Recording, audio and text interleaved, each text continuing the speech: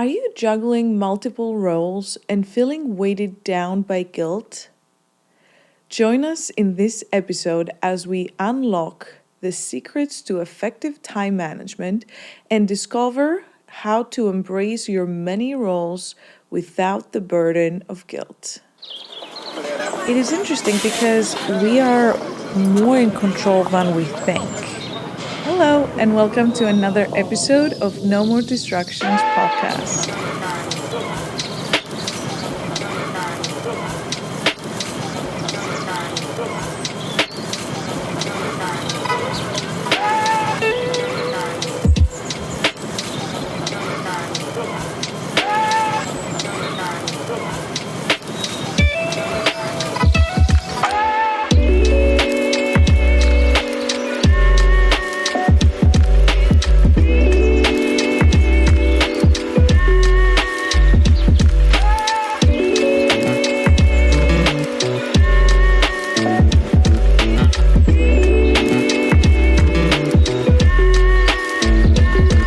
Get ready for an inspiring episode as we welcome the incredible Irina Kapetanakis to the studio. A private investor with a passion for empowering women-led businesses, Irina is on a mission to level the playing field. Join us as she shares her invaluable insights on time management, leading multiple businesses, and how she fearlessly embraces her many roles without caving into guilt.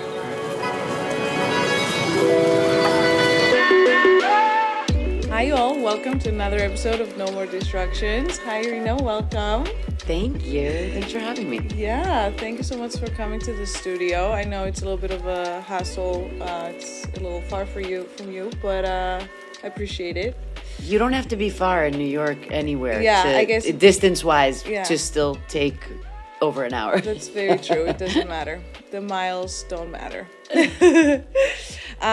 So I wanted to talk a little bit today about you, your background, a little bit your career endeavors and the multiple organizations you're involved in. And then I want to get into time management a little bit because we live very busy lives. We do. And it's really nice to hear from somebody else's perspective how they deal with everything in life. That's true. So I'll give you a little bit about, myself and what I do now and kind of, all the different things that I'm involved in. In addition to being a mom, which is my number one priority and job, I've invested in a lot of different businesses, which I'm involved in. One of the most recent is I've expanded Rumble boxing gyms into northern New Jersey. So I've opened my first one. I have another two coming along in Jersey City and West New York. I also have a company where we manufacture clothing for U.S. fashion brands in South America. Corbin and Lane is the name of the company. And what we do is we work with brands that are looking to manufacture closer to home, get out of other parts of the world where they're maybe not having the best experience. And so we do that. I also sit on a number of boards of a couple of different companies that I've invested in.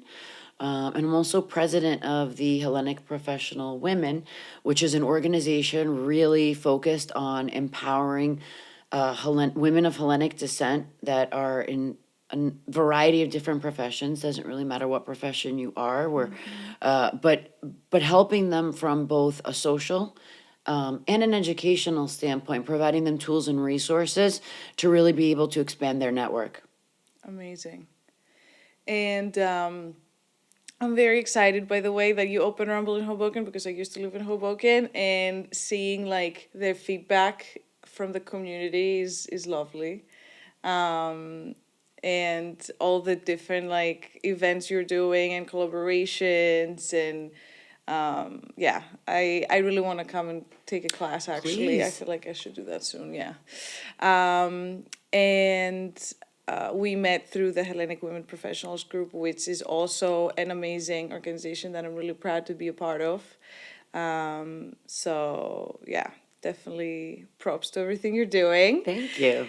And how do you prioritize your various roles and tasks every day, right? So, like, you are part of all these boards, you didn't just invest in all these companies. So, I'm assuming that it takes a lot of your time. So, is it like a monthly thing that you set up your calendar and you figure out like your, how much you can contribute and your schedule?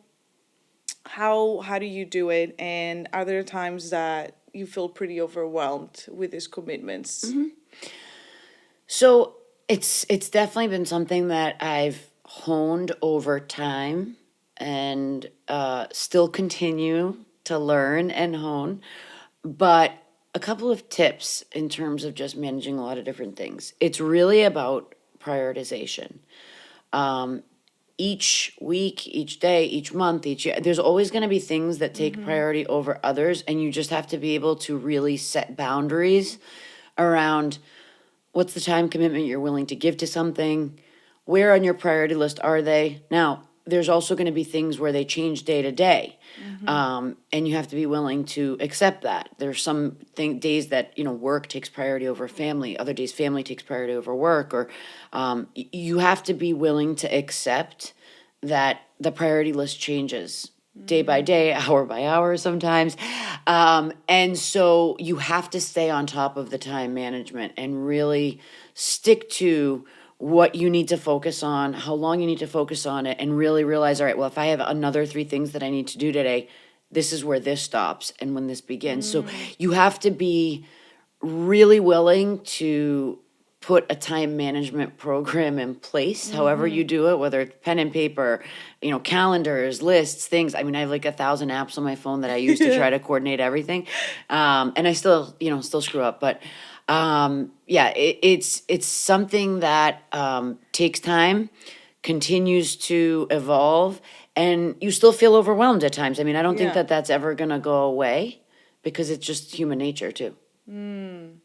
So, what are some of the apps that you're using? What, like, so far, what is the biggest thing that you do? Because I know that, like, sometimes I go back and forth. Like, I don't really have committed to one thing. Sometimes I'd like to use my pen and paper. Sometimes, like, I want to have everything on my phone so it's easily accessible. But that can also be overwhelming because, like, you're switching back and forth. So, what is your favorite? So one of my new favorite apps is called Structured, and it's basically your calendar, and it combines all of your calendars because I have so many different email addresses that it actually takes all my calendars, combines them. But in addition to that, what I really love is that you have a to-do list included. And what you can do is prioritize that to-do list and slip your items into your calendar, and it will remind you when you have to do them. So we all have a list of some sort, right? This is my to-do list. Now that to-do list could be just to do things for the house, to do things for work, to do things for everything, whatever. So the biggest problem with that to-do list is when you look at your calendar, well, when am I going to do it? Yeah. Right? So this slips it in. You slip them in so that you actually say, all right, these are the things I need to get done today. These are the times when I'm going to get it done. And so it really forces you to take that to-do list and start getting it checked off, getting those boxes Yeah. checked off. So it's really nice to integrate everything into one. Yeah, that sounds amazing. Yeah, it's I great. will definitely try Yeah, that. it's worth it. Okay. It's Because I definitely great. always struggle with different calendars too, different email addresses like work and personal and this, like, yeah. Yeah, Okay, great. Awesome tip. Thank you. no problem. And then you mentioned earlier that like sometimes you have to define where one task starts and when it ends. So like there's certain things that could take hours or days or months to really like complete and like strike it off your to-do list. And there's certain quick things. So how do you define that a certain task, I'm going to start it now, but I'm going to be done in an hour because I have to get to the next thing? Like, what is that determined factor? And does it also go back to like prioritizing? How does it all come together for you? Prioritization is the most important thing because what we tend to do, it's human nature to pick the easiest thing off of your to-do list and to get it checked off. Is that, though, the most productive thing or the most important thing that you need to get done? So that's why prioritization plays the biggest role for me, is what needs to get done today, what can wait for tomorrow, the next day, whatever. And again, setting boundaries. If this is a project that I think will take me 2 or 3 days, well, I don't need to waste 7 hours doing it. I'll waste 2 hours doing it, or I'll spend 3 hours doing it, and then say, okay, the rest tomorrow because I need to do something else. So you have to be, sometimes you get caught up in like, I started this, so might as well finish it.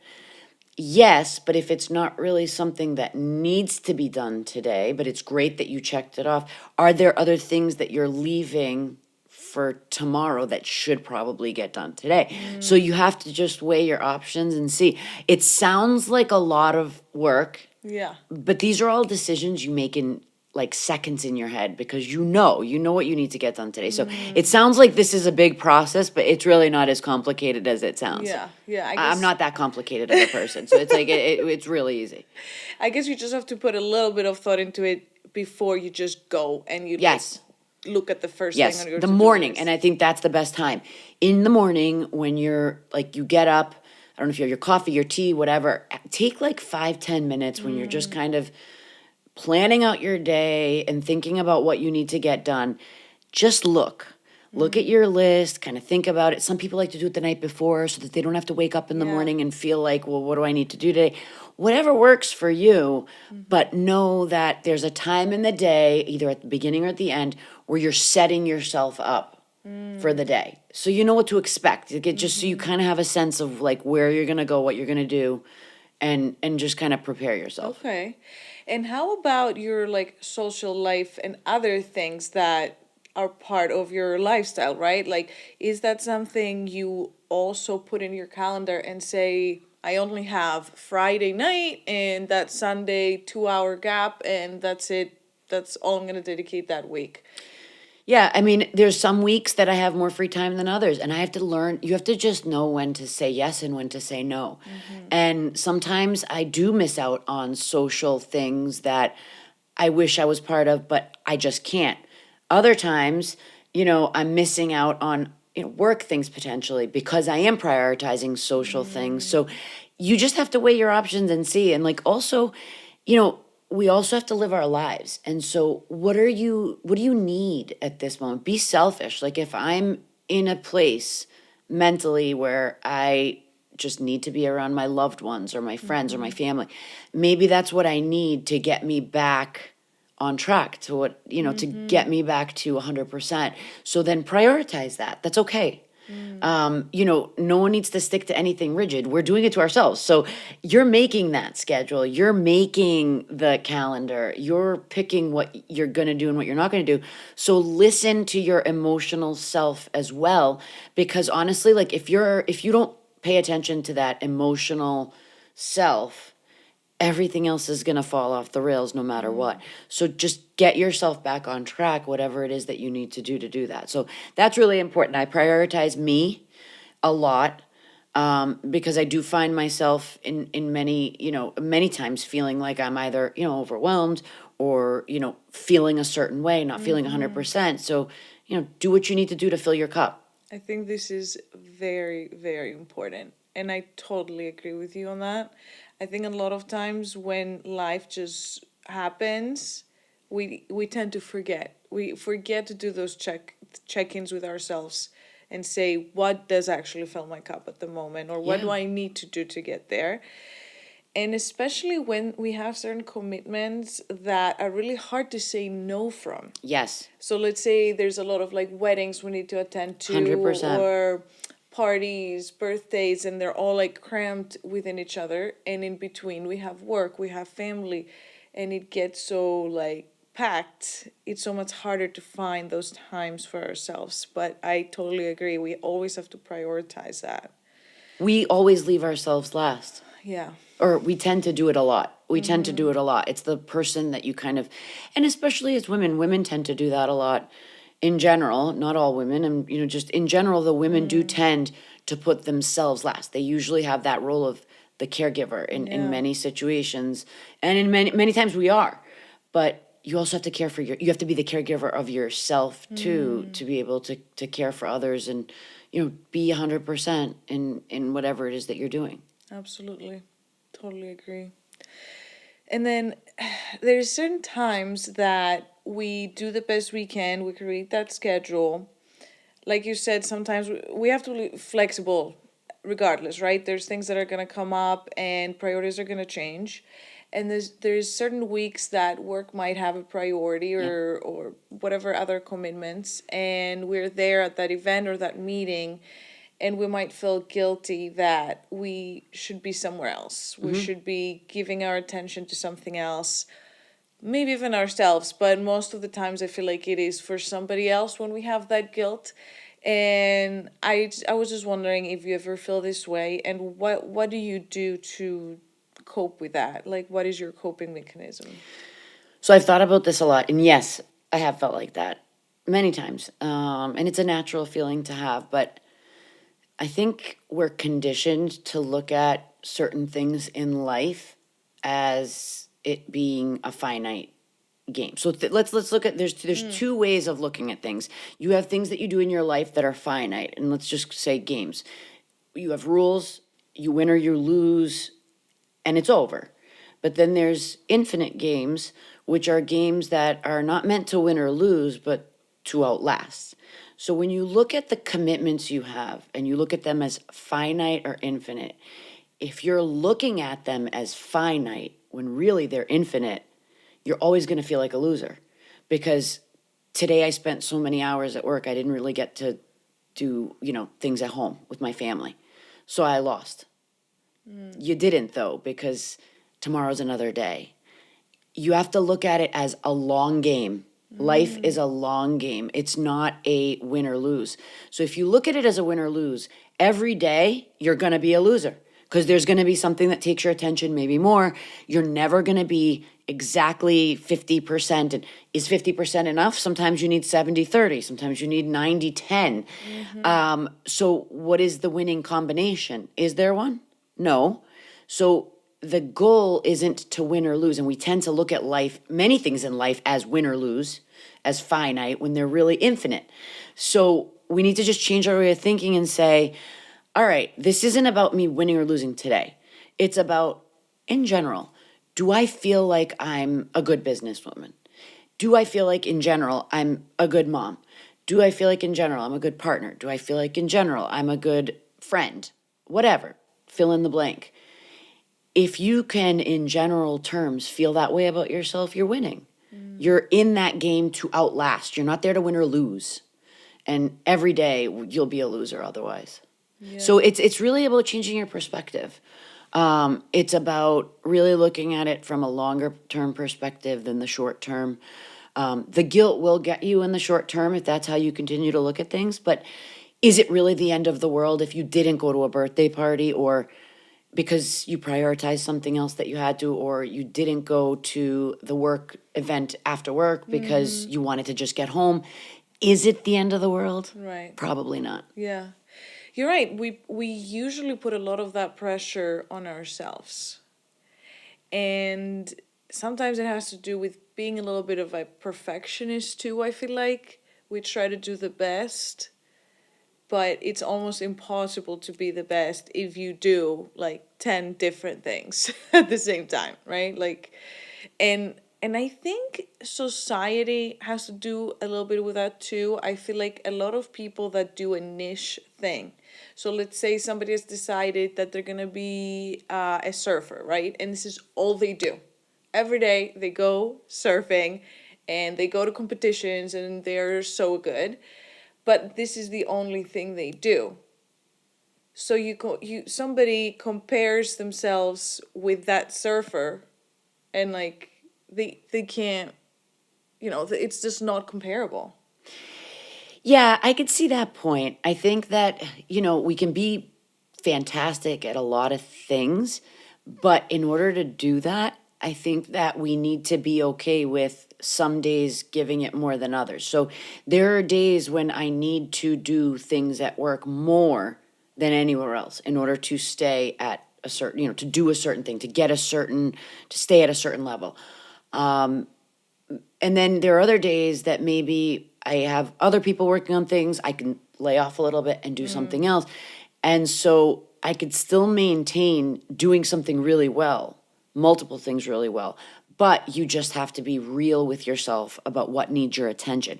That's where I think we screw up, is we're not honest about where our attention is needed, because we think we have to do it a certain way. And that's where I think society plays a role in telling us where we have to spend time, in telling us where we have to be focused.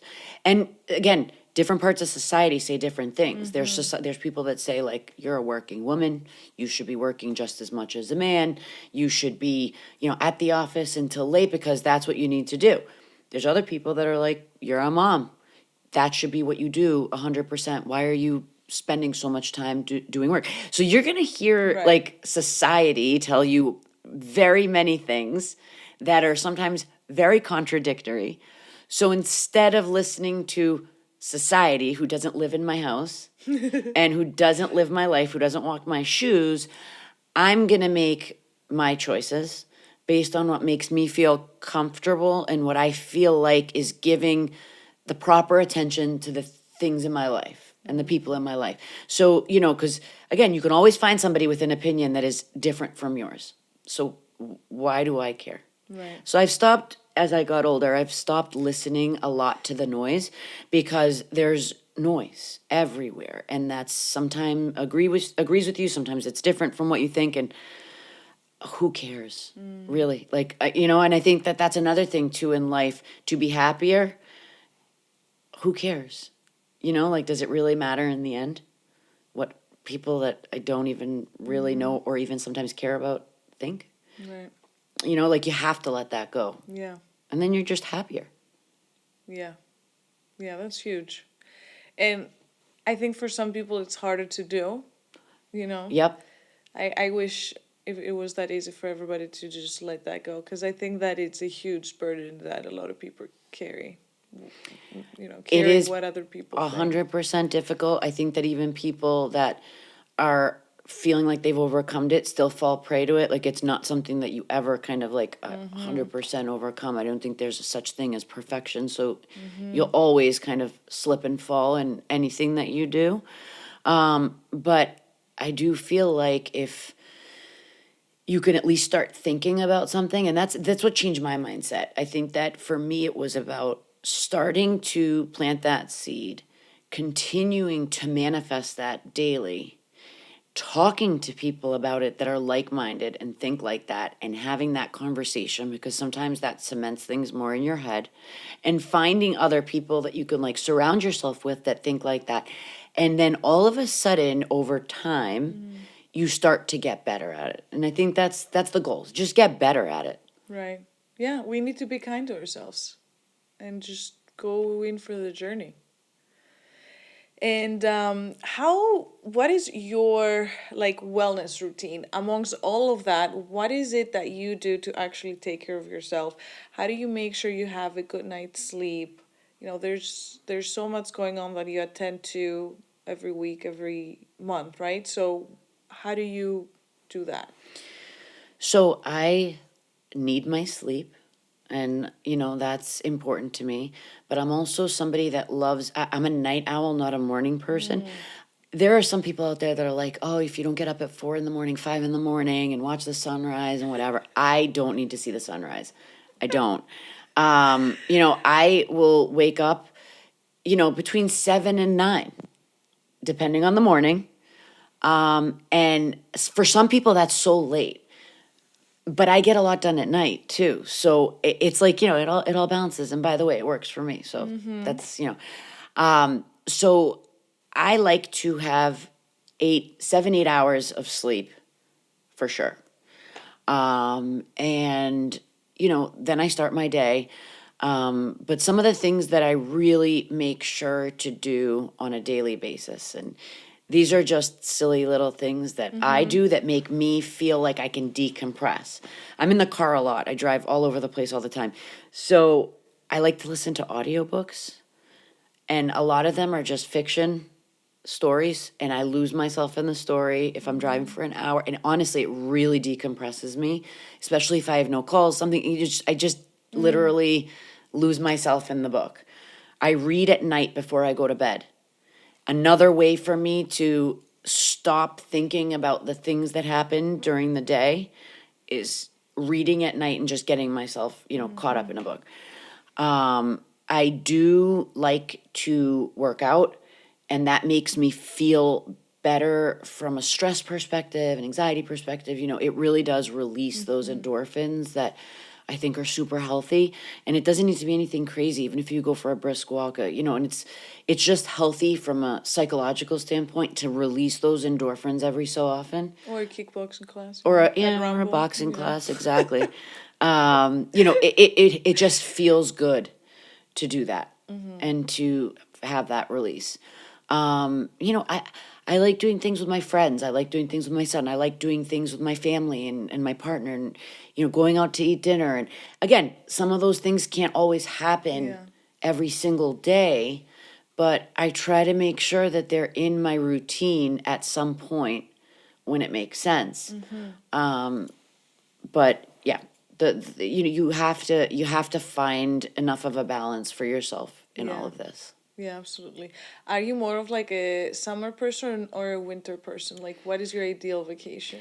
Oh, vacation, I love going to beach. Like I love going to Yeah. a place where I can go to the beach and be near an ocean. Yeah. Always. Yeah. But seasons, I actually at the end of summer can't wait for winter, and at the end of winter can't wait for like summer. So I like the changes. I like having a change. I don't like it always being exactly the same. So I like all seasons because I like change from that perspective. But Yeah. vacation, 100% Yeah. at a beach Yeah. with a drink in the sun. I can't wait. I mean, it's so nice out now, but I haven't really made it out to the beach yet, and I can't wait. I'm also a beach person, yeah. So we talked a lot about different techniques and what you do to manage your time and take care of yourself. But I am assuming you've been at a place where you felt burnout in the past.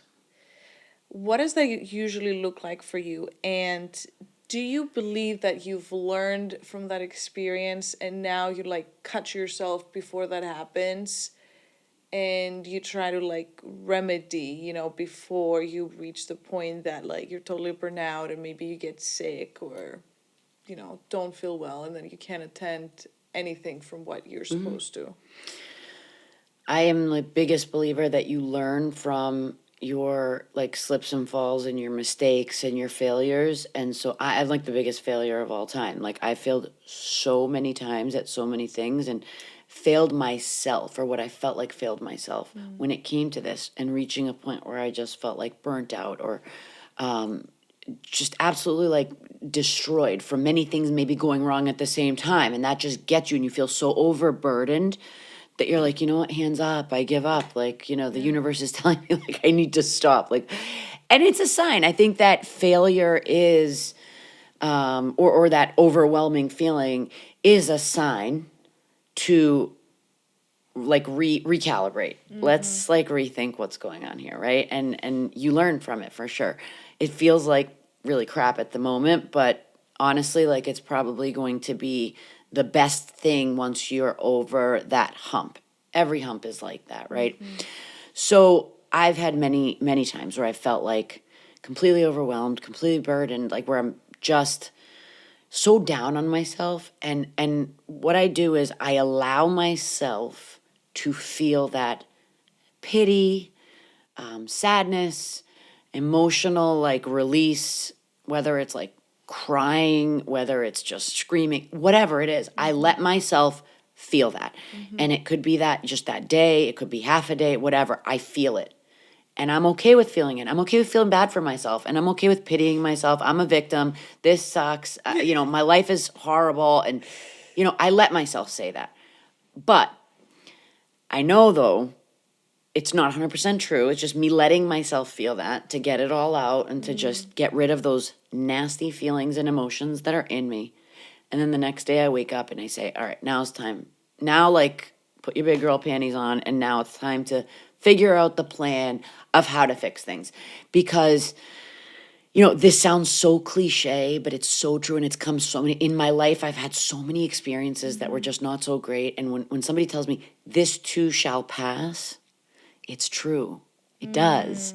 So anytime you feel like everything's just a complete disaster, I do think that phrase. I think that all the time. Like, this is going to pass. Yeah. There's no such thing as it's never going to be over. Like, it's going to be over. There's going to be a solution. Whether it's good or bad, you'll have a solution.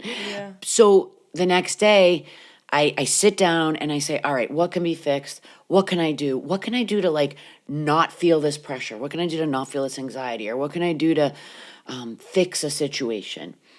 And, once you start feeling better and you start thinking like that, like as a fixer versus a victim of all those emotions, you start feeling like you're in a place of power again. Because when you feel like a victim, you've released all your power. It's not my fault. It happened to me. So you're a victim. It's complete 100% helplessness. So if you feel like a victim and let yourself feel like that, you will never regain your power. So what you have to do is start figuring out little ways to gain that power back. By gaining your power back, you feel stronger, you feel more confident, you can actually get stuff done. So it's letting yourself feel like the victim, letting it all out, like cry, scream, do whatever, hit a punching bag. But, set up a plan, start thinking about it clearly the next day. And remind yourself that it's a temporary, like, state. It's like you said, it's gonna pass. Everything's temporary, even us. Like, everything is temporary. Why let that take over? And there's so many times where I take things into perspective too. I'm having a bad day. Okay, I'm having a bad day.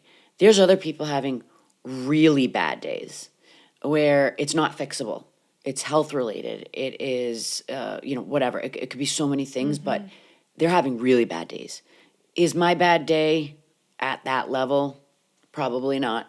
So be thankful. Like, take that time to, like, feel gratitude for things that you have. Feel gratitude for the little things. We tend to overlook those things. Feel that. Let yourself feel that, because then if you start feeling that, you'll start feeling better about so many things around you in life versus feeling numb to so many things unless something really huge happens. Well, something huge isn't going to happen every day. Little things do happen every day. So it'll just make you a happier person. Do you keep, like, a gratitude journal or anything like that? Like, how do you remind yourself of these things? Because I feel like that's also a good practice to just keep telling yourself and remind yourself all the good things that happen. Yeah. So, I don't know, I'm just curious. I wish I had a journal. I'm one of those people that wishes I was a writer because I love to read so much. I wish I was a writer. I wish I had journals. And there's times in my life where I start, I'm so bad at keeping it up. Like, I'm so bad. Like, I have, like, journals that I've started, and then it's like you see after, like, 3-4 pages, it's, like, empty. But then I'm like, oh, I'm going to start it again. Yeah. I have to just realize I'm not that person, but I wish I did.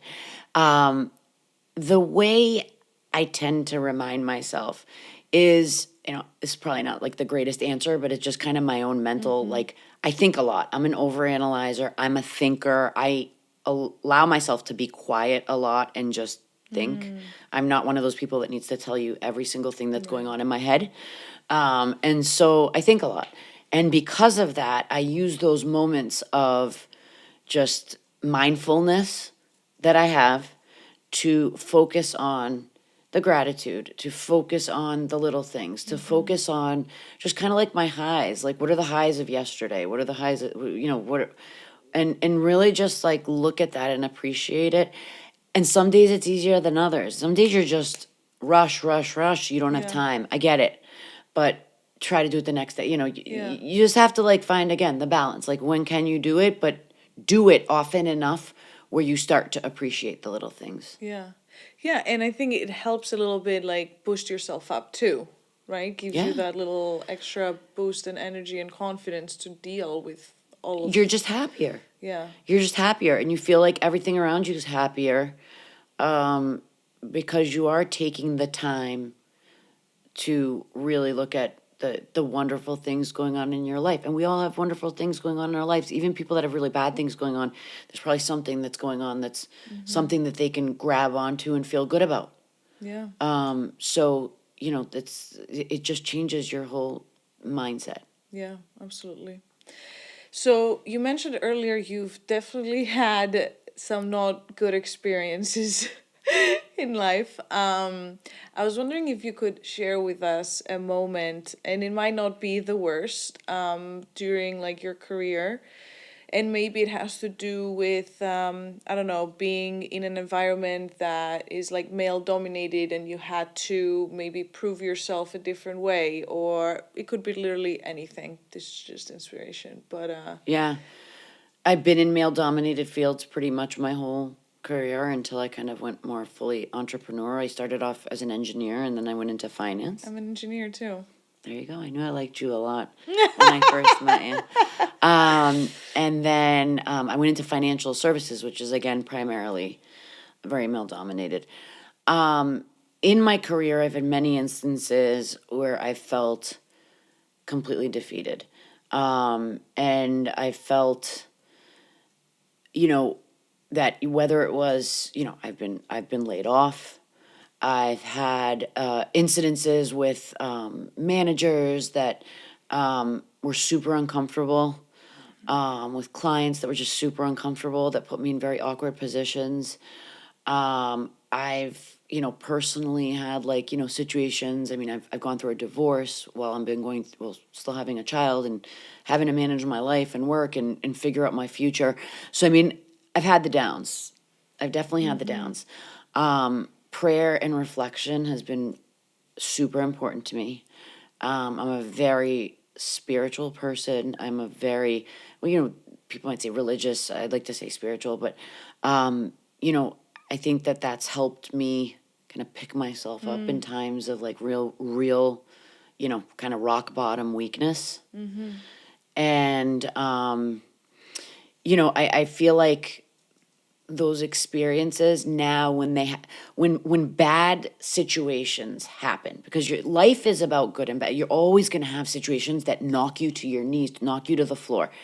And unfortunately or fortunately, that's life, right? We can't always have the highs, we can't always be happy, but having those lows makes you appreciate the great moments.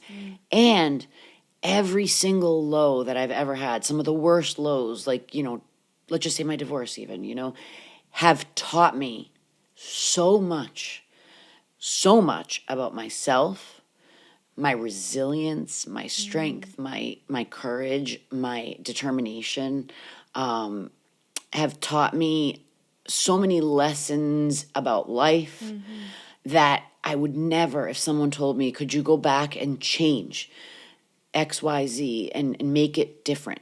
I would never, because I wouldn't be the person sitting here today. And I love who I am. I love the person that's sitting here today with you. And so that made me that person. Yeah. And so even some of the bad situations and people that have come in my life that somebody else might say, I hate that person. I appreciate what they taught me. Let's just put it that way. I appreciate people for what they taught me. And I'm not saying this in any specific way. I have good relationships with a lot of people, but I appreciate what I came out of it with, because I'm the winner in the end. So it's all about perspective, and you don't feel it at the moment. And it's hard when you tell someone that during that moment. And I've tried to talk to people that are maybe going through, a really bad situation, and to try to explain. And it's hard to explain it in that moment, because they need to feel that pain and they need to learn from their pain to be able to come out the other side. Like, no one can make you come out of that. I wish, because that would be wonderful if we could help each other get out of that on our own. We can't. No one can do that for you. You have to do it yourself. But it is always better on the other side. Yeah. And you brought up a good point, because I was going to ask, what would be the best advice you could give to somebody that is going through a hard time? But like you said, you have to experience it, and most of the times you have the solution. Yeah, most people put a Band-Aid on it. Yeah. And that doesn't help. You put a Band-Aid on it and you say, okay, I'm just going to No, I'm going to pretend that is not happening, and I'm going to get up tomorrow and I'm just going to go on. And they push it down inside themselves. You have to think of that as like poison. You're putting it inside yourself and it's staying in there longer and longer and longer. And at some point, you're going to throw it up in a way that might not be healthy or might not be nice or might not be who you really want to be. So instead of keeping it down, let it out. Feel what you need to feel to get over it properly. Because if you don't, now, how can someone help you in that moment? A lot of times it's just listening and being there for you, letting you feel like a victim, letting you feel bad, like just listening and being there and knowing that you're not alone. Because one of the things that is the worst feeling when you're at rock bottom is feeling like no one's there. I don't have anybody. I don't have anyone to listen to me. I'm by myself. That is the worst. So if you want to be like a great friend, family member, spouse, whatever, just be there and just support. You don't need to give your advice right away. You don't need to give your tips on how someone should feel better or they're making the right decision. Like, don't feel bad about this. Like, you're in a good place now. Obviously not, because the person's at rock bottom, but you got to give them that time to see it themselves. So just support. And support sometimes just means like physically being there, calling, checking in. You don't have to always talk about it, but just show that person that they're not alone. Yeah. That's so important. I feel like a lot of times we like rush to tell the other person like, oh, this is what I did when I was going through this, and it's just not the right approach. Yeah, and maybe at some point during the healing process, they may ask for advice. Yeah. But we're so quick to want to fix things and make everything better. But it doesn't always, it can't always be better right away. Absolutely. Well, thank you again for coming here today. I really appreciate your time and being vulnerable and sharing with us like all this very important information and advice. And just to close, I'm going to ask you to just pinpoint a couple of the things we discussed today. So how can we actually manage multiple roles without guilt? I mean, just to summarize some of the key points, obviously being flexible, really just reprioritizing things day to day. Everything's going to be, every day's going to be different. Different things are going to need your attention. Be okay with that. It's all right. It's a long game, not a win-lose game. And then obviously, focusing on you and putting yourself on that priority list. It might not be number one every day, and that's okay. You might not be number one every single day, but sometimes you should be number one, and that's really important to know. I love that. Thank you. Thank you so much. Thank you so much. I really appreciate being here. Awesome.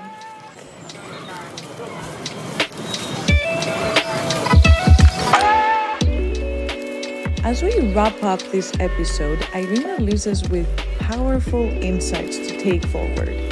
She emphasizes the importance of setting boundaries and staying flexible in order to prioritize effectively. Don't forget to leverage tools and techniques to enhance your time management skills and optimize your to-do lists.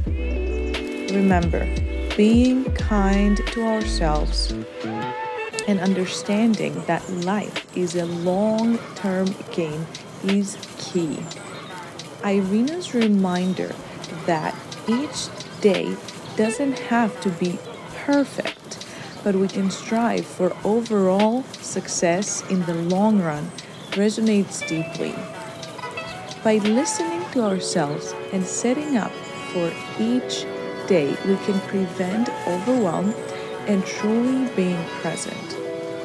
Irina's spirituality, wise judgment, and remarkable emotional intelligence shines through, allowing her to be a successful leader with a remarkable sense of calmness amidst it all. Thank you for listening to this episode of the No More Distractions podcast. Our guest today was Irina Kapetanakis, and you can follow her on her personal Instagram account at irina.kapetanakis. To learn more about Namaste City and this podcast, please visit namastecitylife.com and feel free to drop us a message by visiting the Contact Us page. You can follow Namaste City on Instagram or Facebook. If you have not already done so, please go to Spotify or Apple Podcasts and subscribe, rate, and review this podcast. Thanks for listening to No More Distractions by Namaste City, hosted by me, Sonia.